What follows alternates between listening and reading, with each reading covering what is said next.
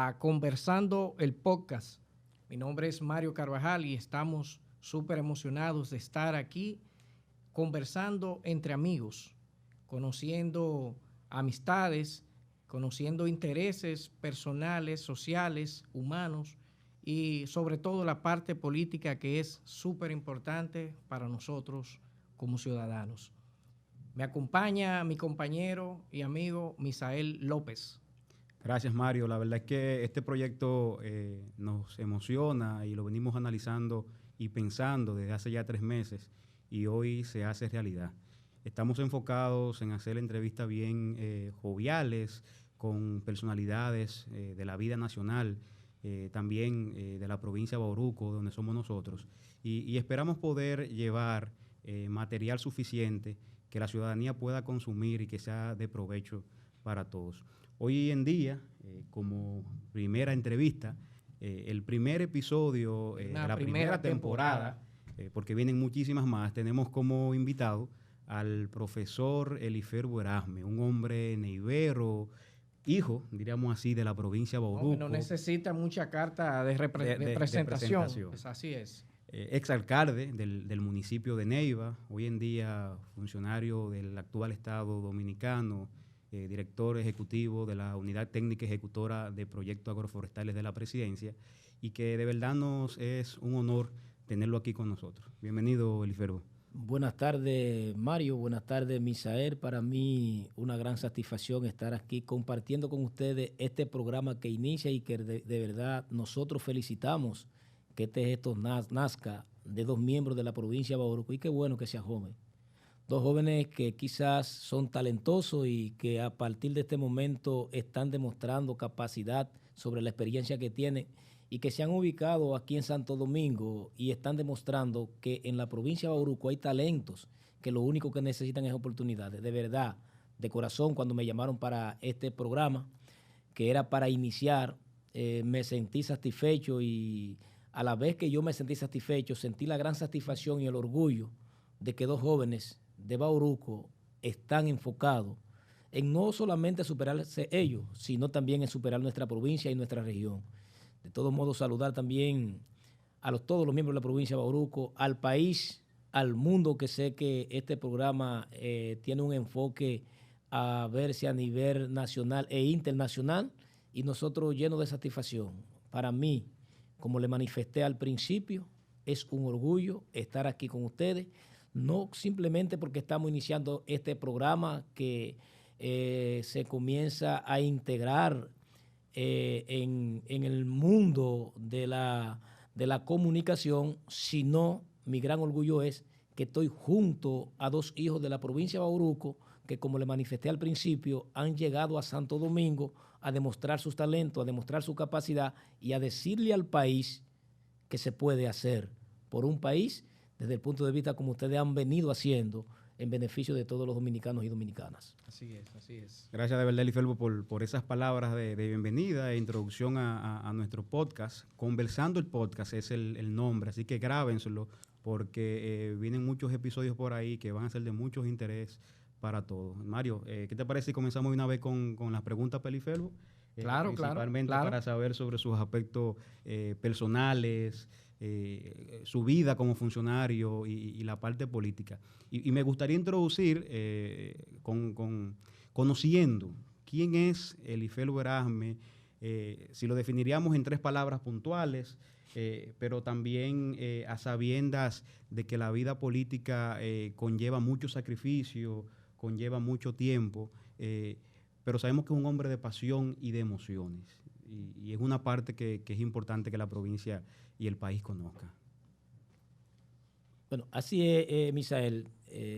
Vine hoy, como le manifesté a ustedes, a compartir con ustedes, a escuchar de ustedes lo que ustedes, además de la provincia y el país, quieren saber de mí, enfocado en cualquier pregunta que ustedes entiendan que nosotros debemos desarrollar con ustedes, ya sea como ustedes nos lo han manifestado en el término personal de mi experiencia desde niño.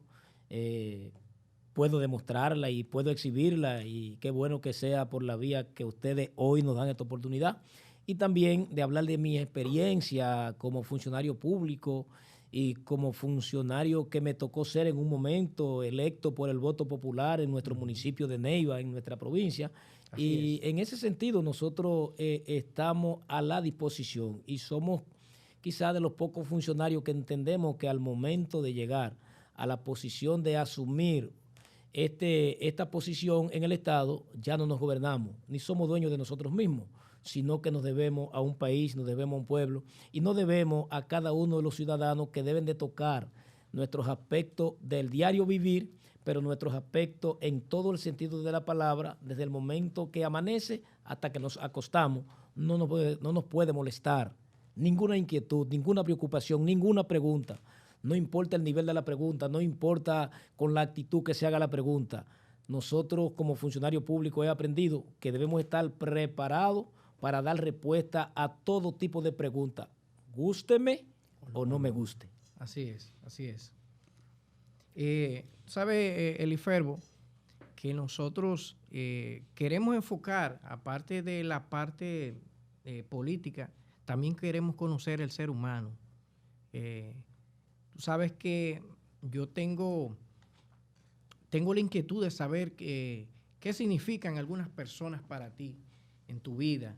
Por ejemplo, quiero que me digas qué significó para ti Marcelina Díaz, qué significó Margot, Margarita, que tú me digas quiénes son esas personas para ti y las personas que no conocen de quién hablamos, tú los retroalimentes. Mira, Mario, nosotros creo que debemos de estar primero agradecidos de Dios, porque creo que sin la presencia de Dios no se mueve una hoja de un árbol. Y a partir de esa presencia, Dios ha sido quien nos ha dado la virtud, esa gran experiencia de que sin Él no se puede hacer nada. Debo decirte que Marcelina Díaz fue una mujer cristiana desde su niñez hasta que Dios le dio la oportunidad de vivir toda su vida y murió justamente en las manos de Cristo. Siempre me identifico con todas estas señoras que de una u otra manera algunas todavía viven y que cuando las veo a ella, veo a Marcelina, que fue la que me parió, fue la que me trajo a este mundo justamente con ese don de servir. Porque Marcelina era mi mamá y desde niña, según nos cuentan, porque cuando nosotros nacimos en una casa muy humilde y para nosotros eso nos llena de satisfacción. Tan humilde que Dios nos dio la oportunidad de ir creciendo y avanzando. Marcelina tuvo 10 hijos. De esos 10 hijos, yo soy el penúltimo. Es decir, yo soy el número 9. Casi el más pequeño de la casa. Sí, casi el más pequeño. Pero debo decirte que aún siendo el más pequeño en cuanto a la condición de nacimiento, quizás soy el más grande por la confianza que me he ganado de todos esos hermanos. Y Margot o Margarita. Mira, en el caso de Margot, a la llegada de mi nacimiento, Margot me asumió desde la edad de 2 años hasta la fecha también de su despedida al más allá, que también se crió dentro de los ambientes cristianos. Sí. Nosotros venimos de una formación cristiana. Mi papá le llamaban Tomasito, que también falleció, un hombre agricultor, posiblemente con muchas condiciones, pero tú sabes que el tiempo de hoy no es el tiempo de ayer. Ayer tú podías tener todas las condiciones, pero además de tener las condiciones, tenías que estar enfocado para poder superarte y hacerte profesional. Quizá por eso ellos, ninguno de los dos, pudieron ser profesional, porque se dedicaron más a trabajar para ayudar a sus hijos y que hoy sus hijos podamos entonces exhibir esa conducta, ese respeto por los demás, esa crianza tan organizada, una crianza que de verdad no tenemos que envidiarle a nadie y a nada. Porque la formación que recibieron. Esa formación yo creo que no hay dinero como pagarla. No, y yo recibí una formación tanto de mi papá, de Marcelina que me parió, pero también de Margot, Margarita, que fue la que me crió, me educó y me enseñó a trabajar. Y esa es una parte que nosotros nunca debemos obviar. Yo debo decirle, Mario, que yo me hice profesional ya grande. Y justamente por el poco recurso en el ambiente donde nací y me crié, ese ambiente no nos permitió a nosotros tener una vida universitaria adecuada en el caso nuestro, sino que nosotros tuvimos que trabajar para hacernos profesional, porque la limitación que existía de vida anteriormente no era tan fácil. Sí. Sí. Uno tenía que ser héroe para uno llegar a avanzar. Y muchas limitaciones que quizá el niño de hoy no tiene. Porque nosotros anteriormente, y yo le puedo decir por mi historia, a mí me dio clase Prenda, me dio clase Santa, me dio clase Pinola, entre otros maestros. Pero yo debo decir que yo iba a la escuela en cuero, Sí. en ese tiempo, O sea, una 77, historia de éxito 76. realmente. En el 78 nos mudamos a Neiva, y en Neiva entonces fueron maestras mías, otra vez Onelia, la recuerdo como ahora, Elba, una gran maestra, una gran profesora. Vivía detrás de la escuela primaria, ¿verdad? Detrás de la escuela primaria, Ernestina González. Todos estos maestros que se encargaron entonces en el De una gran 1978, formación. sí, una gran formación. Pero nosotros tenemos la gran virtud, Mario, de que nos criamos con ese criterio de respeto, pero también fuimos, además de bien criados, fuimos también muy trabajadores desde niños. Sí. Ya yo a la edad de 8 años, 9 años, ya yo trabajaba. Yo salía de la escuela y mi hobby era llegar a las 12 y salir para el parque a limpiar zapatos y con una puñera de bombón a vender bien besabe, tortilla de almidón y esas cosas. En ese mismo tenor, nosotros conocemos tu vinculación al deporte. ¿Qué representa el deporte en ti de manera especial? Porque tú has estado vinculado, yo lo recuerdo de muchachón, que tú dirigías unas prácticas de basquetbol súper intensas. No, Eso eran unas prácticas que había que hidratarse bien, porque tú lo... Entonces, te quiero también que tú me resaltes un punto, que tú como profesor de educación física, alguien me comentó que tú lograste dignificar a esa parte alta, a esos estudiantes de la parte alta de la provincia. Así es. Integrándolo a las actividades patrióticas y logrando hacer una inserción de ellos a lo que es la vida escolar. Háblame un poco de esa parte. Mira, nosotros iniciamos nuestra vida deportiva justamente en el momento que mi mamá compró la casa donde vivimos ahora. Es decir, donde yo tengo el negocio ahora, eso era de mi mamá. Okay. Era de doña Palán, frente a Ernestina González. En el 1978 compró mamá esa casa, la compró por Chele, porque en ese tiempo era mucho dinero. A partir de ahí nosotros nos instalamos entonces en Neiva, y a partir de ahí entonces yo comencé a hacer deporte, comencé a ir a la cancha, comencé a ir al play, comencé entonces también a practicar boxeo, yo llegué a practicar carácter, me enfoqué mucho en el deporte, y en mi vida deportiva, yo era el único niño que en algunos momentos salía de la escuela, y cuando no había bombones para yo ir al parque a vender, entonces yo cogía para la cancha Jorge Novoa. Y ahí en la cancha Jorge Novoa, punto de 12, nosotros cogíamos un cuesco de esos cuescos de coco, de esos que goteaban, Sí. y cogíamos para la cancha a tirar ese cuesco. Y yo iba solo siempre. Yo tiraba mi cuesco, lo cogía, lo tiraba, lo cogía. Al fin fue que entonces me convertí en mi vida a practicar ese tipo de deporte como baloncesto.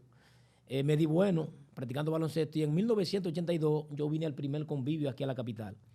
Y luego entonces seguí practicando deporte en esa área, y en el 1985 yo fui selección nacional a Puerto Rico representando a la República Dominicana. Oye, mira, eso es un Único dato. Sí. de la República super dato, Dominicana. Eli. Sí, así es. De la República Dominicana fui el único selección nacional de las 32 provincias, que en ese entonces eran 28 provincias, no eran 32. Y fui selección nacional junto con Juan Bo. Solamente Juan Bo de Independencia y Elifelbo de Bauruco éramos que no éramos capitaleños, ni prácticamente teníamos dueño. Yo no tenía dueño, yo era dueño de mí mismo. Y hicimos esa selección. Y en Puerto Rico recuerdo que en nuestra competencia yo era playmaker, y nosotros logramos ganar el segundo lugar. Pero mi gran experiencia en esa preselección nacional en 1985, recuerdo que nos visitaban de aquí Joselín Cosita, Ramón Molonga, Rapité, El Chuti, Ismael, toda esa gente que eran mayores que nosotros. Cuando yo fui preseleccionado, me visitaban como neivero. Okay. Y recuerdo como ahora que esa preselección eran 120 atletas. Y de esos 120 atletas quedamos en 62, que me parece que fue la primera vez. La tercera vez quedamos en 30 para seleccionar 10. Fueron varios cortes. Fueron varios cortes. Y en el último corte, entonces, la última preselección fueron 12 jugadores. Y dentro de esos 12 estábamos nosotros. Ahí quedó Más José, que iba a hacer selección junto conmigo, pero Más José lamentablemente falló porque él se confió. Okay. Se confió y las cosas de muchacho Más José lo llevaron entonces a no ser selección nacional junto conmigo. Entonces, ahí viajamos a Puerto Rico. Debo decirte que la historia que guardo de esa selección, nuestro entrenador fueron Teruel y Pututi. Fernando Teruel. Sí, Fernando Teruel fue entrenador nuestro. Y Pututi. Recuerdo como ahora que yo vivía aquí en casa de Grimaldi, que fue un jugador junto conmigo, me encariñé con su familia y yo entonces me alojaba en la casa de sus padres. Okay. Y a partir de ahí entonces logramos entonces colarnos en la selección nacional de basquetbol. En 1985 ganamos segundo lugar en Puerto Rico. Solamente los mejores llegan a ese... Pero debo decirte, Mario, que guardo de la historia todavía, porque yo era una persona muy apegada a mis amigos y a mi gente. Cuando yo fui a Puerto Rico, que retornamos, yo de Puerto Rico traje relojes, porque allá me daban 3 relojes por el precio de uno. Okay. Si yo compraba un reloj, si lo compraba ese, me daban 3. Me regalaban 2. Y me aumentaban la cuota. Si compraba 6, me daban 8. Y yo traje unas cuantas docenas de reloj para yo vender aquí reloj en Neiva. Y para regalar el reloj a mis amigos. Un espíritu de comerciante desde ese entonces. Y en ese entonces yo traje reloj para regalarle a Más José, porque me dolió que Más José se quedara, porque fue que nos criamos juntos y él iba a ir. Más José era bueno. Más José era muy bueno. Y todo eso se convivió. Luego, en el 1992, yo no me descargué del deporte cuando vine de Puerto Rico, sino que aquí en la capital, en la Federación Dominicana de Baloncesto, le pidieron a mis padres, por mi condición que yo tenía, que era muy bueno en basquetbol, de quedarse conmigo para ponerme a estudiar y entonces sacarme mayores beneficios. Mis padres no aceptaron, no firmaron para que yo me quedara aquí. Para obra y gracias a Dios me fui a Neiva otra vez nuevo. Entonces me seguí en el deporte y en 1990 fuimos selección nacional en 100 metros, en 200 y en 400. Con Beto allá. Así, con Alberto Florian Murillo. Y en el 1992 entonces, en unas eliminatorias se repitió la historia para unos Juegos Nacionales y me tocó competir en Barahona en unos regionales y volví a ganar 100, 200, 400 y 400 con relevo y 200 metros plano. Me tocó correr. Me tocó correr esos 4 eventos el mismo día y el mismo día los gané todos.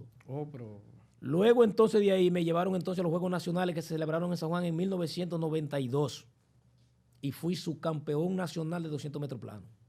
Nosotros le llevamos esa medalla a nuestra provincia en esos Juegos Nacionales y fui el único que llevé una medalla a nuestra provincia. Y para mí eso me llenó de mucho entusiasmo. Yo siempre fui dedicado en el deporte, no me debía nunca del deporte. Posiblemente mi único amor en ese entonces, mi hobby al que yo me dediqué a tiempo completo fue al deporte. Me di bueno, que yo no descansaba. Yo era enfocado. Sí, yo nunca me desvié. Tú no me veías a mí en ese tiempo de que yo iba al parque a beber, de que yo compartí, mis amiguitos todos compartían, pero yo me criaron de una forma muy organizada. Ya yo a las 6 de la tarde, salía en la cancha a las 6, tenía que tener en la casa, porque también Margot me crió de una manera muy correcta, que si ella iba a la iglesia, yo tenía que irme con ella. Si salía de la iglesia, yo no podía coger para el parque, de que para llegar a las 10, no, era ahí. Y esa crianza, aunque muchos a veces no la valoramos, creo que uno la valora después que ya uno está grande. Es lo que te comentaba, que son datos importantes que tú estás dando el día de hoy, que yo entiendo que puede que hayan algunas personas que tengan conocimiento, pero no así con detalles como tú lo estás puntualizando. ¿Sabes qué podemos decir, Mario? Que hay una historia de éxito detrás del IFERU. Muchas veces se ve lo que hoy... A veces solamente se ve la parte hoy cuando somos, tú estás pero aquí. No se ve el background, el historial. Pero debo decirle a ustedes, Misael y Mario, yo siempre creo en delegar. Yo siempre creo en enseñar. Yo siempre creo en abrir puertas. Aunque no fue lo que yo recibí en algunos momentos de cuando me tocó llegar al mundo ya comercial y político, porque yo he tenido que romper muchas barreras. Y esas barreras que yo he tenido que romper me han servido de experiencia para yo ayudar, para que otros no tengan que romperla como yo la rompí, sino de abrirle puertas. Es la idea. Y yo, como entrenador de deporte, yo puedo decirle a ustedes que fui exitoso, porque hoy yo puedo exhibir muchos muchachos que fueron académicos y algunos son coroneles. y es justamente de esa formación. Como tú me decías ahorita, yo era muy duro con las prácticas. Yo te mandaba a cuclilla y era ahí, arriba, abajo, y no podía fallarme. Pero yo te mandaba a darle 30 vueltas a la manzana, y después de las 30 vueltas a la manzana grada, y después de grada cuclilla, y después de cuclilla. Óyeme, un trabajo eficiente que ninguno de esos muchachos llegaron para atrás, y después resultó ser que la mayoría de esos muchachos, por ejemplo, Alay, Fran Castillo, Fefeye, Elío Manzueta, entre otros muchachitos que vinieron aquí a la capital. Estaban preparados ya hicieron para lo que llegó. porque en la academia no pudieron desviarlo y dieron resultados. Entre ellos hay médicos, hay unos que se engancharon y que hoy tienen grandes rangos. Para uno eso lo llena de satisfacción, porque son muchachos que la historia está ahí, todos estamos vivos, y los que hemos tenido la oportunidad de vivir hoy tienen ese agradecimiento por mí, no solamente los varones, también las hembras, porque también me gané la confianza de los padres y madres en ese entonces, que me tocó darle práctica a Mati, a Betty, a Juanín, a Wilma y a todas esas muchachas. Sus padres confiaron en mí y era al único, siendo yo un muchachito, al único que se la soltaban para venir aquí a jugar a la capital o para ir a Barahona por un fin de semana. Ahora, yo era completamente celoso y completamente cuidadoso de cada una de esas niñas y niños, porque ellos eran niños, claro, aunque yo era un muchacho, ellos también eran niños y niñas. Entonces yo en eso también me enfocaba y esos padres confiaban demasiado en mí. Y esa parte también me permitió yo ser más correcto, porque cuando la gente confía en ti, tú tienes mayor nivel de responsabilidad. Muchas responsabilidades. Y esa parte te la puedo contar así con detalle. Sí. Y en el momento que me tocó Misael, entonces, de ser maestro, cuando a mí me nombraron como maestro en el 1996.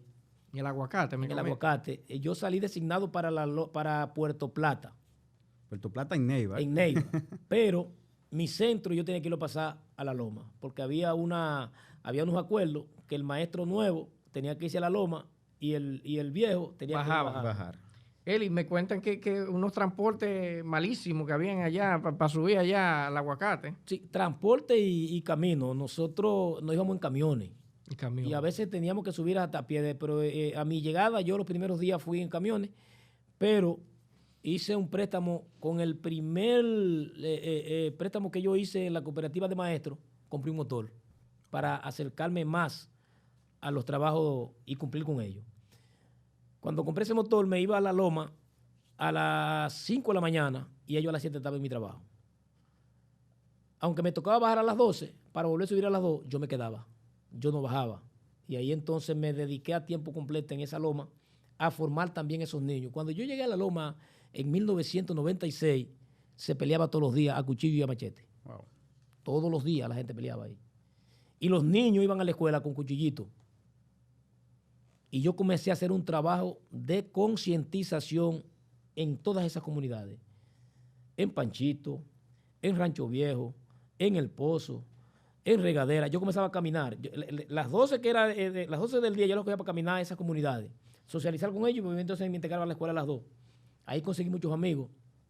Y ahí en el 20 comencé entonces a crear conciencia en la gente de qué manera se puede manejar y que la gente no puede pelear. Y logramos entonces sacarle de la cabeza a toda esa gente que tenía que desaparecer el pleito. Y logré unificarlos a todos, socializar. Y en ese momento entonces yo le puedo decir a ustedes que yo logré en esa loma del Aguacate que se evitaran los pleitos, que la gente andara con cuchillo y machete y que por nada se armaron cosas con machete. Yo eso lo evité. También evité que los niños fueran con cuchillo a la escuela. Se creó mediante la idea de concientización de la educación a los niños. Yo agarraba a mis estudiantes y les decía que no me vean a mí como un maestro, que me vean a mí como un amigo. Porque a veces el niño, cuando ve al maestro agresivo, le coge miedo y no le tiene confianza. Y por ende, si le tiene miedo al papá que viene a la casa con presión y cuando llega a la escuela el maestro lo recibe con presión, el niño no aprende. Todo lo contrario, en vez de ponerlo positivo, lo ponemos negativo. Y yo logré, Misael y Mario, que todos esos niños me cogieran confianza, hasta los que yo no les daba clase. Y una confianza de amigo tremenda. Y eso me permitió a mí entonces avanzar. No había cancha para yo impartir la educación física. No había cancha ni había espacio. Entonces yo, que no había cancha, creé las condiciones de preparar un arito, hacer pelota de papeles, y con eso yo comencé a jugar con ellos. Y ellos se fueron motivando. Pero mi gran iniciativa fue entrarlo en el deporte de atletismo, primero. Luego en voleibol, porque era lo más fácil, lo que ellos más se me adaptaban. Y yo logré, aquí en Neiva, en un batallón, lograr llevarme el primer lugar. Ese primer lugar fue con el pase y la rana. Yo los especialicé con militares para que cuando vayan al centro no salgan corriendo. Y de ahí también salieron muchos niños que se hicieron guardia y que hoy están en la guardia y que ellos me agradecen. Mira, hoy agradecen. La satisfacción que uno tiene cuando yo veo a un niño, cuando yo me encuentro de la loma, con el amor que me mira y con el amor que me observan, eso a mí me hace sentir feliz porque tú sientes que tú enseñaste. Sí, es la satisfacción del deber cumplido. ¿Sabe, Eli, que moviéndonos un poquito ahora a lo que tiene que ver con la política, vimos un Eliferbo que dio todo por el todo en el pasado proceso electoral del 2020, siendo en ese momento alcalde del municipio de Neiva, y luego entonces cuando sale de la alcaldía en marzo de ese año, pues entonces se enfoca también más de lleno en la campaña electoral del presidente de la República y de todos los candidatos de la provincia a nivel de puestos electivos, senaduría, diputación y de las diferentes alcaldías. El señor presidente, hasta en ese momento candidato, gana la presidencia y se convierte en el presidente de todos los dominicanos, y Eliferbo, un hijo de Neiva, como yo le he denominado, resulta con un nombramiento, un decreto, como director ejecutivo de la Unidad Técnica Ejecutora UTEBDA, una institución que beneficia realmente a las 4 principales provincias en materia agroforestal de la región sur. Y que nos gustaría saber un poquito, Eliferbo, de ti, que cómo fue ese crossover, esa transición a tú pasar a ser funcionario, qué implicó para ti, cuáles han sido los desafíos más importantes que has tenido tú al frente de la unidad. Mira, Misael, quisiera iniciarte con mi historial político desde que inicié en política. Y luego te voy a terminar hablando del 2020. Perfecto. Mira, yo me crié en el Partido Reformista, aún siendo mi familia toda PRDista. La familia Erasme es de nacimiento PRDista.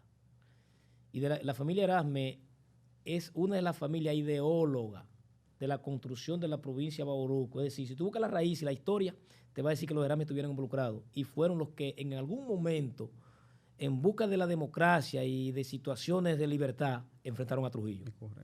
Esa familia que nació ahí en Estero, tú puedes encontrar un Erasme en Israel, pero cuando tú buscas sus raíces de Estero, la historia tú la analizas y se van a dar cuenta más adelante. Mira, aunque nos identificamos a trabajar con el Partido Reformista, en este caso con Luis José González Sánchez, y mi familia, mi papá era un PRDista aguerrido, de larga data, pero lamentablemente yo me crié en ese ambiente. En el 2010, después de 27 años de trabajo en el Partido Reformista, me fui entonces al PRD por situaciones que se dieron y que yo entendía que yo tenía que crecer políticamente porque me sentía con esa capacidad y yo sentía que ya yo podía brindarle a mi provincia algo diferente.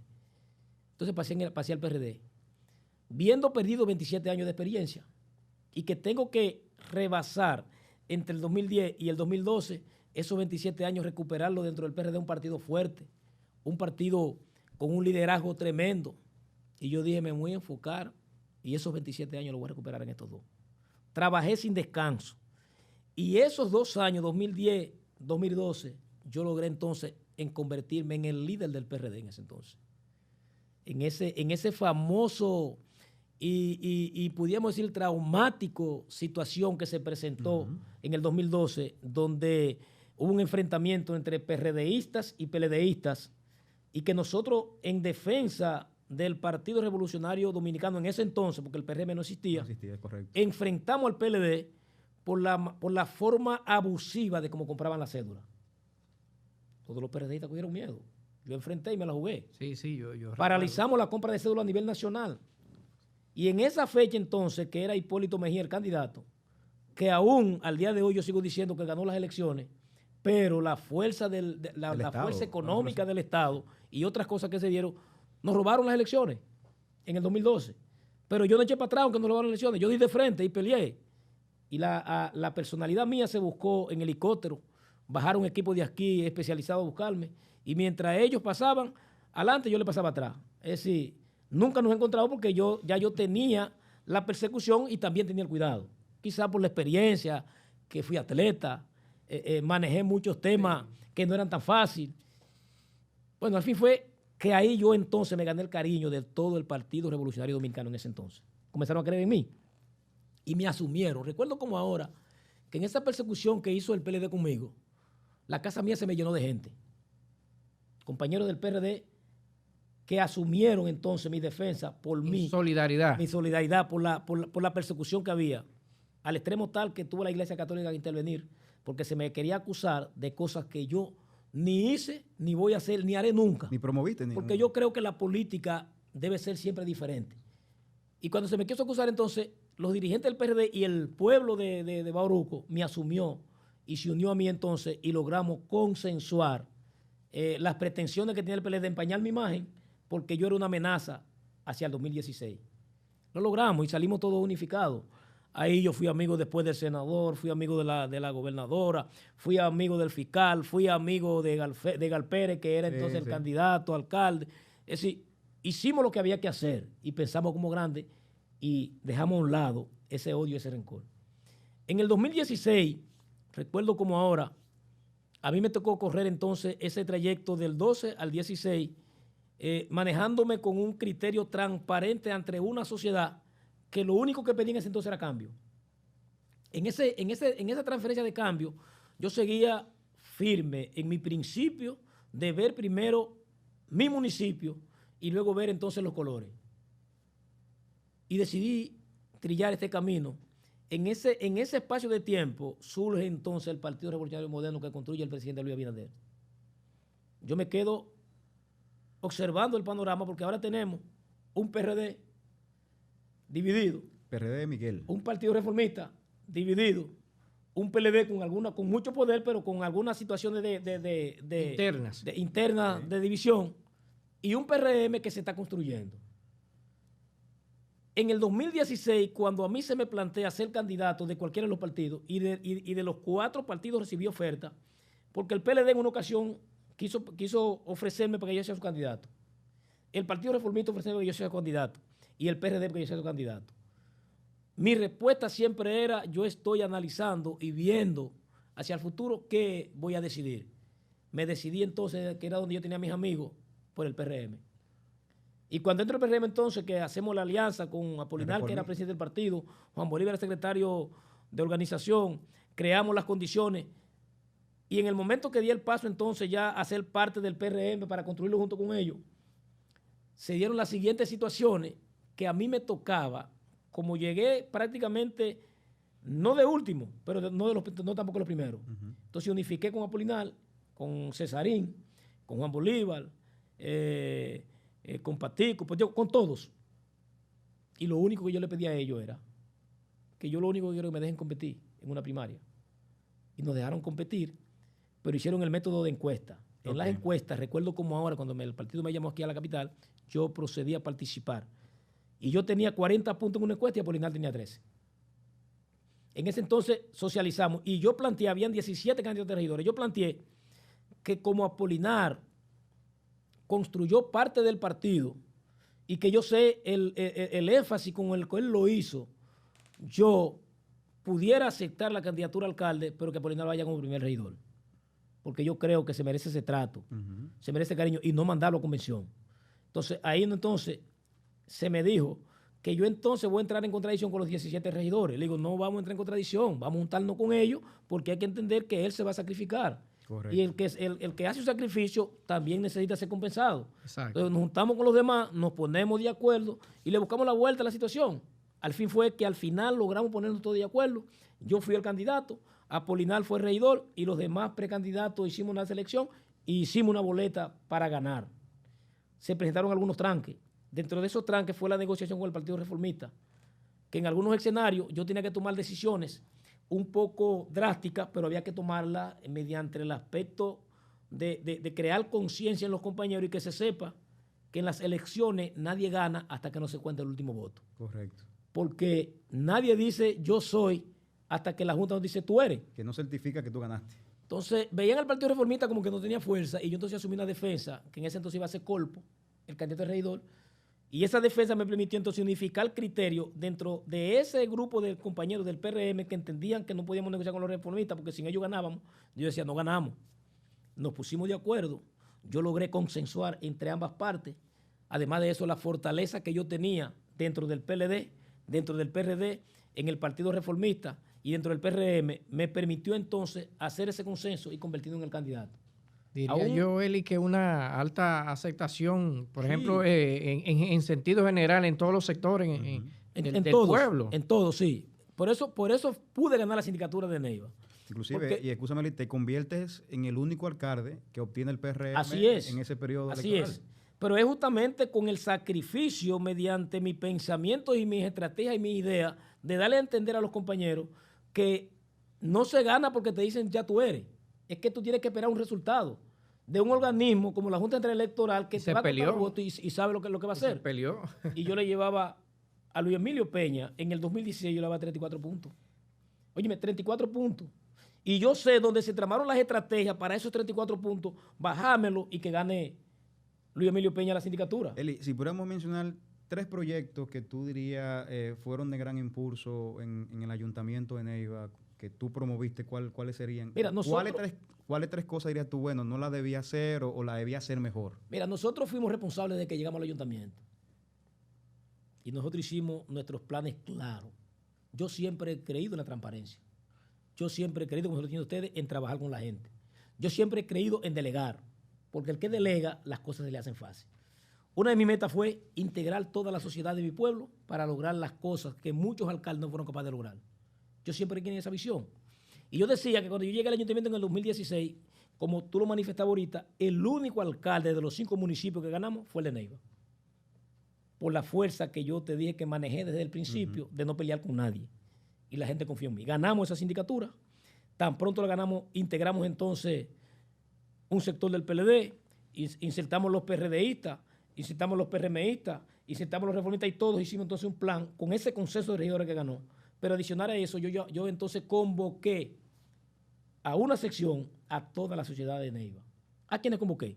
En mi primera sección.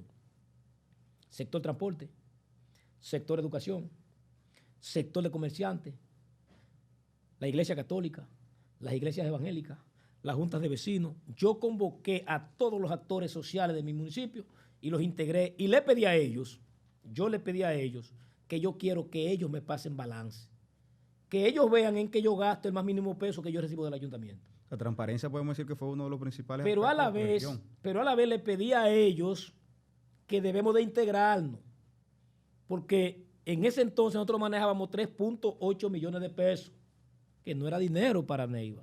Pero con la fuerza de los comerciantes yo hice badenes, con la fuerza de los comerciantes yo hice acera, con la fuerza de las juntas de vecinos, cuando un metro de acera te costaba pagarle 300 pesos a un hombre, por la mano de obra de ellos tú pagabas 150 y los otros 50 ellos lo aportaban. Y pudimos entonces crear muchas cosas. Pero otra de las cosas en las que nosotros nos enfocamos fue en el tema de que en Neiva habían más de 28 vertederos improvisados. Y como yo con 3.8 millones de pesos, donde solamente había un renglón de un 30% para este tipo de servicio, limpiar el pueblo de Neiva. No, yo integré a los camioneros, yo integré a los deportistas, yo integré a los grupos organizados y entonces comenzamos un operativo de limpieza hasta nosotros dar un golpe de basura cero en el municipio de Neiva. Solamente en el mercado habían más de 10 vertederos que no estaban contemplados entre los 10 vertederos improvisados que tenía el municipio.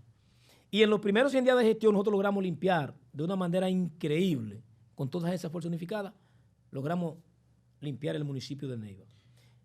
Nos enfocamos en ese mismo sentido, en un tema de crear todas las condiciones del alumbrado de Neiva. En Neiva se atracaba todos los días. No había una muchachita que se le diera un teléfono o una pastora que no se la quitaran. Entonces abrimos también unas estrategias de iluminar por primera vez en la provincia y en la región. El primer ayuntamiento que tuvo lámparas LED fue el ayuntamiento de Neiva. Increíble en ese dato. El primer parque que tuvo una remoción de lámparas LED fue el Parque Duarte de Neiva. Luego nos fuimos al parque de Apolinar Perdomo. Luego entonces nos fuimos el entorno del mercado. En coordinación con los comerciantes compramos todas las lámparas LED y todo ese entorno lo transparentamos. Nosotros encontramos 81 lámparas encendidas.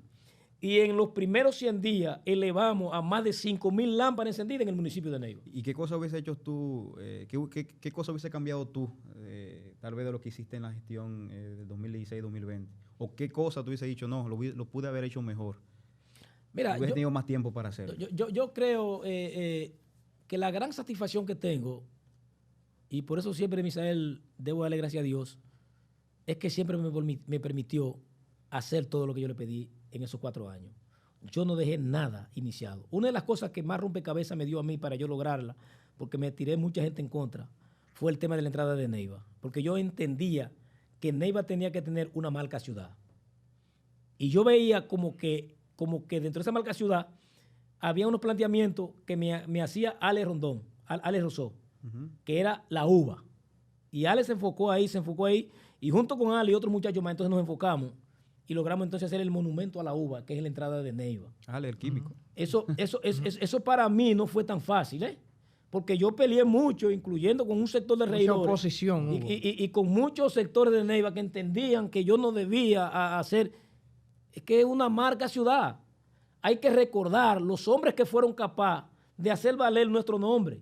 Todo el que hablaba de Neiva hablaba de la uva, pero nadie la tomaba en cuenta. Así es. Entonces había que recordar a Papa Vázquez. Y Papa Vázquez fue quien llevó la uva, y al Neivero lo conocieron por la uva, pero no fue tan fácil, Misael. Y esa fue la última obra que yo pude identificar y lograr estar ahí. Y la gran satisfacción que tengo, que aunque se me cuestionó mucho, está hecha, y no hay una persona que salga de Santo Domingo a visitarle esa región que no se pare a tirarse una foto. Es un mirador ya. Para mí eso es de mucha satisfacción. Eli, ¿y el presidente a qué hora te ha llamado? Lo más tarde que el presidente ha llamado, ¿qué hora ha sido, Eli? Mira, el presidente es un hombre que no duerme. El presidente te llama a ti a las 11 de la noche, te llama a las 2 de la mañana. Cuando el presidente tiene cualquier preocupación que entiende que uno debe de ser parte de la solución, él te llama. Si no te localiza, te escribe y te deja el mensaje. Quiero verte. ¿Cómo están tus relaciones con él ahora mismo, con el presidente de la República? Mira, mi relación con el presidente siempre han sido bien. Sabes que el presidente es un hombre ecuánime, es una persona muy concentrada en los trabajos del diario vivir y es una persona muy sencilla. Y yo siempre he dicho que si nosotros los funcionarios similáramos el ejemplo del presidente, quizás este país estuviera en otras condiciones. Sé que en estos días vimos una felicitación que te hiciera el Banco Interamericano de Desarrollo BID a propósito de la eficiencia que ha logrado el UTEPDA en materia agroforestal. Vimos cómo la misma presidencia, el mismo Departamento de Comunicación hizo esa publicación. Y nos gustaría saber, Eli, ¿qué representó eso para ti? ¿Qué satisfacción tuviste con ese reconocimiento? Misael, es como le he dicho a usted, Mario, yo no tengo como agradecerle a Dios todo lo que ha hecho por mí. Y por eso todos los días tengo que mencionarlo.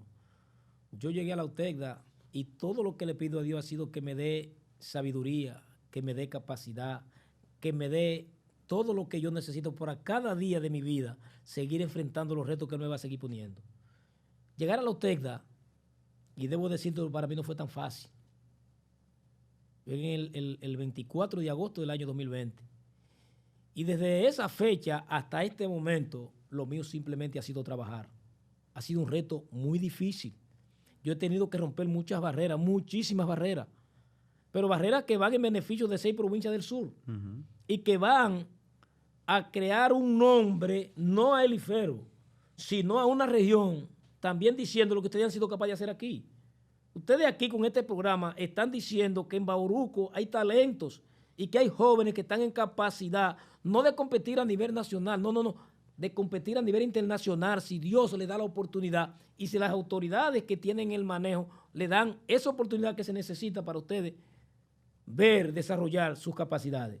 Eso es lo que yo hoy puedo decirte, que me siento con satisfacción y que todos esos retos que yo he tenido desde la UTEPDA, porque lo veo como un reto y una oportunidad que Dios le da al ser humano y que habemos seres humanos que no lo aprovechamos. Así es. Yo creo que yo la he venido aprovechando, la voy a seguir aprovechando, porque vine a Santo Domingo no a trabajar por el IFERBO, sino a seguir trabajando por el país, pero también sin olvidarme de mi provincia y de mi región, para que se entienda que hay muchos talentos que son capaces de hacer más de lo que yo he hecho en esta unidad. Una unidad que, como te dije al principio, nosotros la iniciamos en agosto de 2020 y hoy podemos decir que ya hoy, según vi los reportes, tenemos unos 28 millones.6 de árboles, tanto agrícolas como forestales, porque ya comenzó la siembra.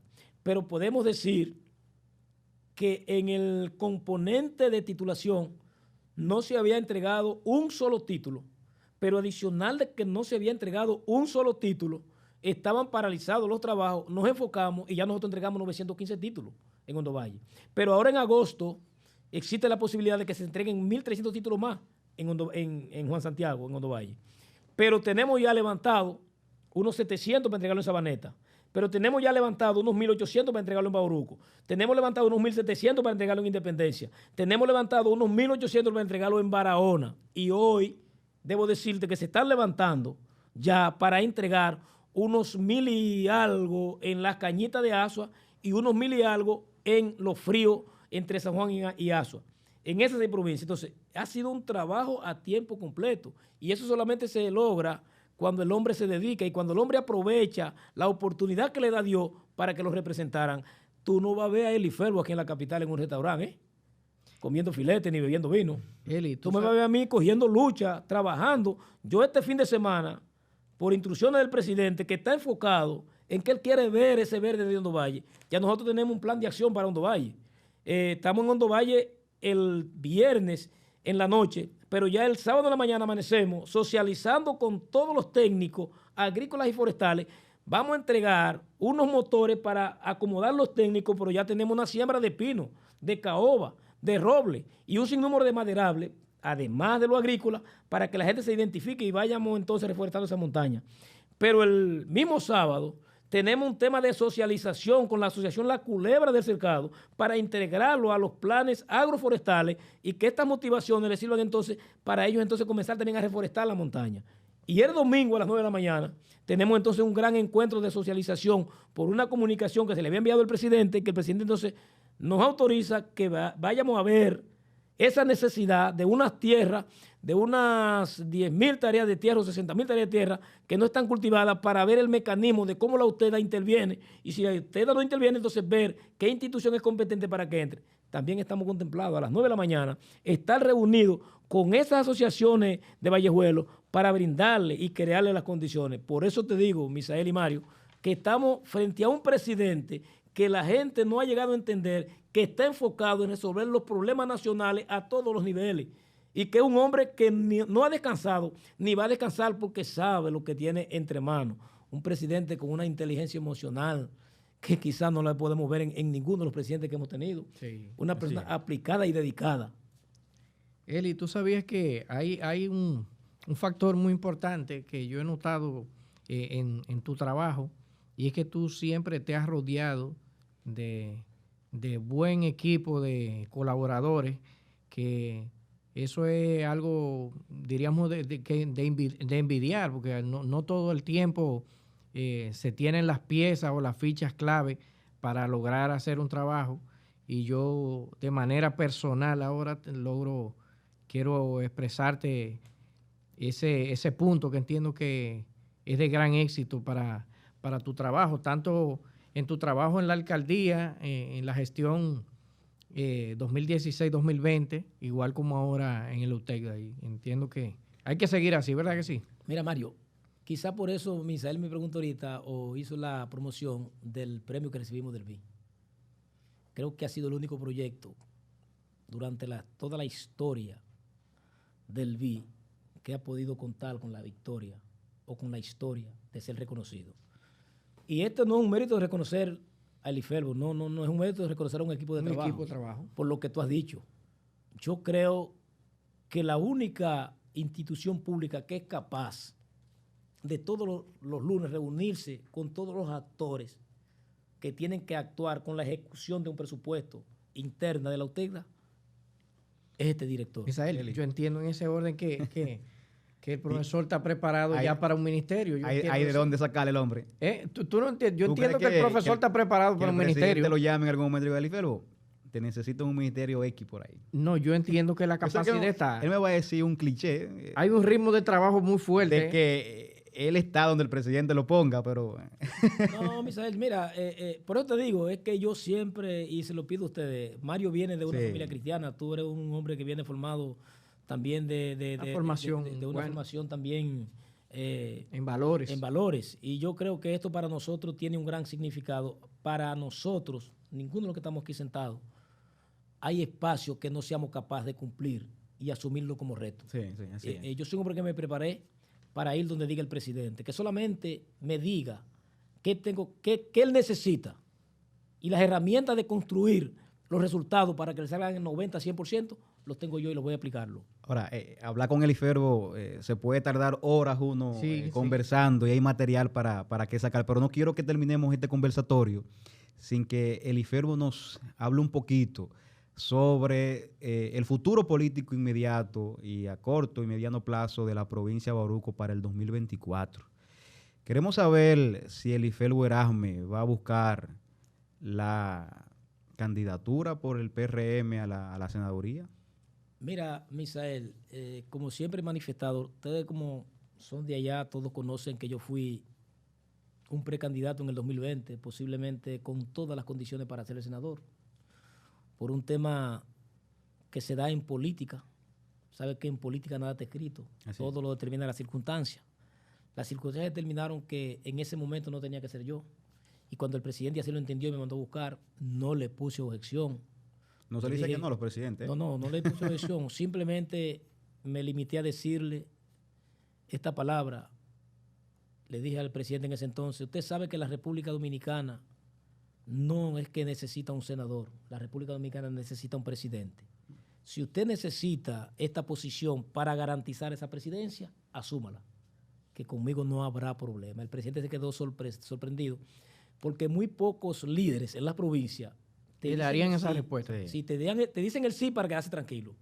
Entonces yo dije el sí, no para quedarme tranquilo, sino para salir a trabajar, para tener la presidencia y también tener la senaduría. Pero en el 2024 tener la diputación. ¿Eliferbo va a aspirar? Mira, es como te estoy diciendo, nosotros terminamos un rol político de ser el candidato a senador. En ese entonces no fue.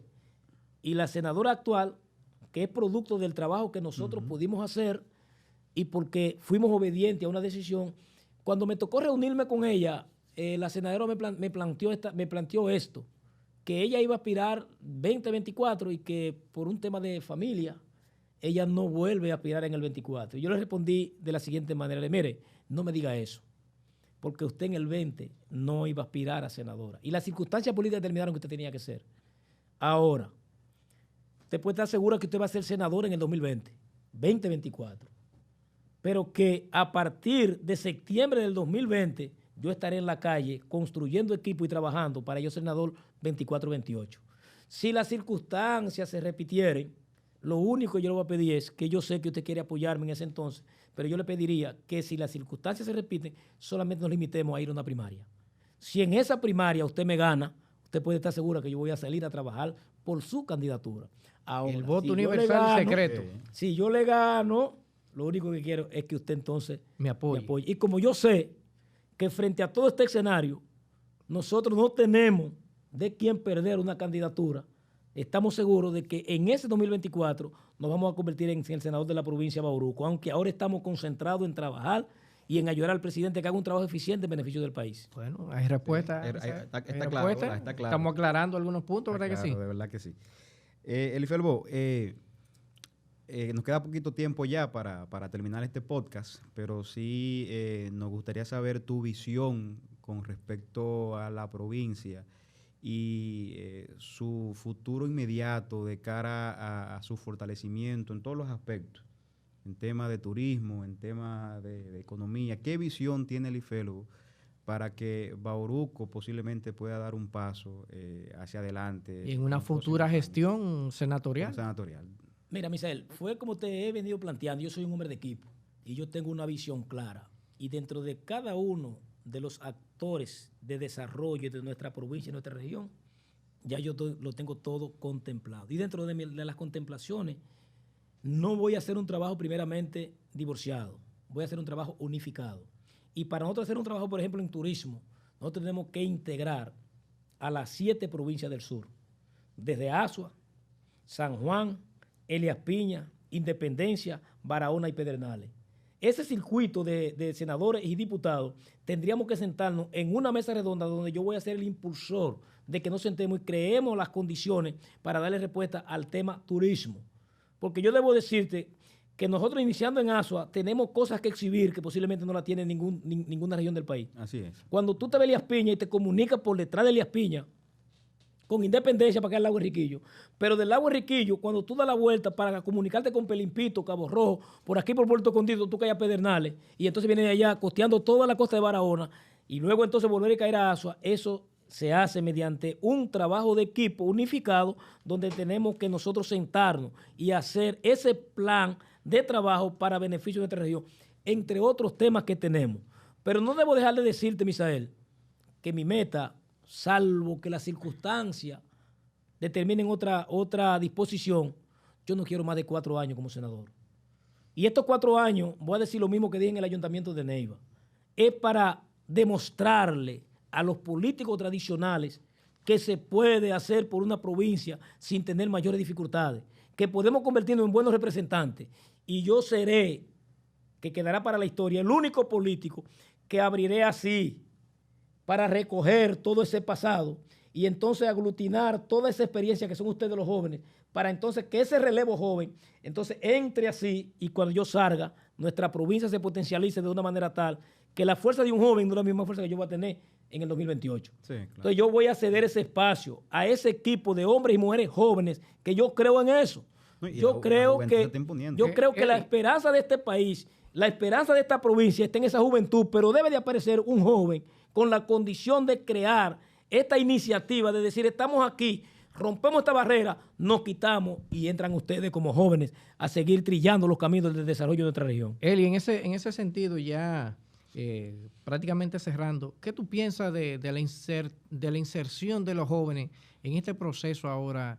En este último proceso hemos visto que los jóvenes no estaban anteriormente muy integrados a la política. Mira, los jóvenes nunca fueron integrados a la política. Y eso es una parte que hay que agradecerse. Por ejemplo, Misael, que está involucrado en este proceso. ¿Cómo tú lo ves? Es una parte que hay que agradecérsela al presidente Luis Abinader, que ha abierto una ventana a la juventud para brindarle nuevas oportunidades, porque el presidente Luis Abinader cree en la juventud.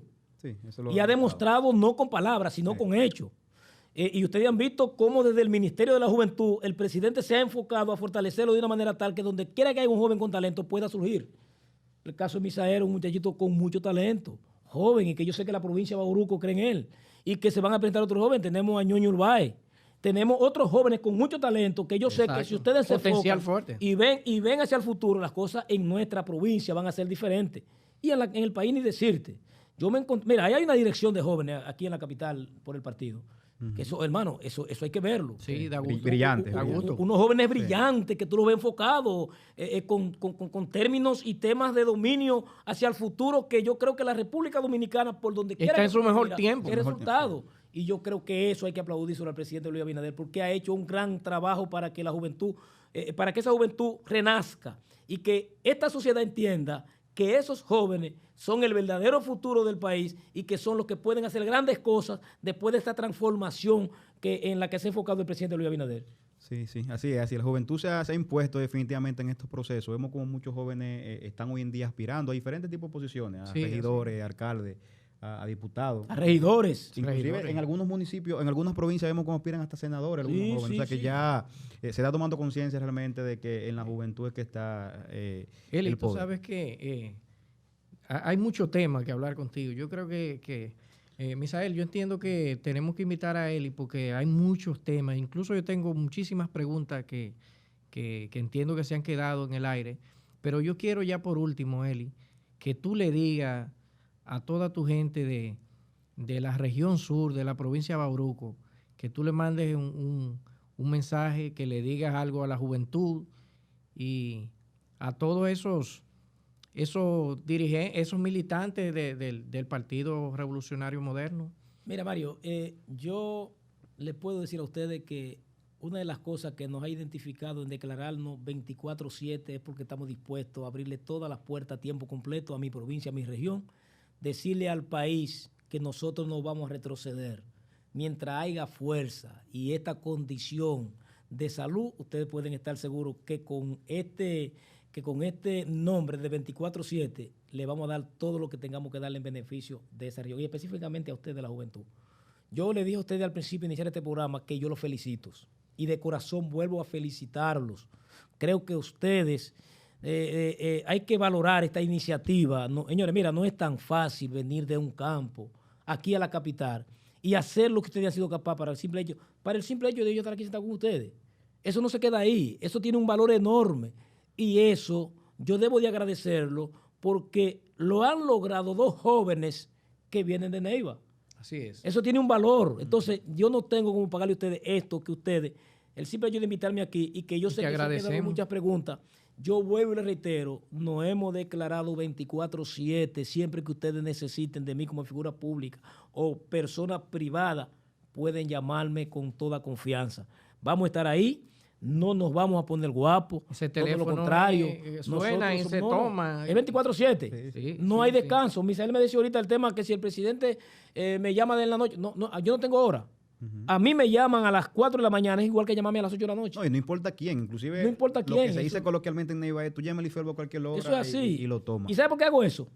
Porque hay dos cosas que uno decidió, ser funcionario público. Y el funcionario público no se debe ni a él ni a su familia, se debe a un pueblo.